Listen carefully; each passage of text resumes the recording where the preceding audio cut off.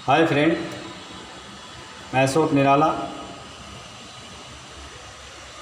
Welcome to my channel India health Ayurveda में। आज हम बात करेंगे कमज़ोर हड्डी के ऊपर।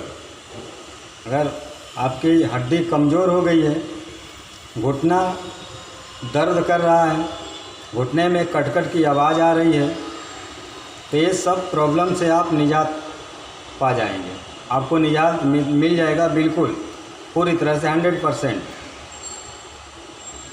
किसी भी प्रकार से आपको ये प्रॉब्लम है तो आप बिल्कुल ठीक हो सकते हैं।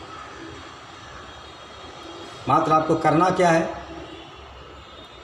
अश्वगंधा लेना है 100 ग्राम, सूरंजान सीरी लेना है 50 ग्राम, सौंठ लेना है 25 ग्राम, बीही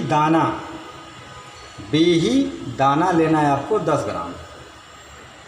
और ये सब का पाउडर करके आप कांच के बर्तन में रख लीजिए और उसे 1 चम्मच 2 टाइम आपको लेना है।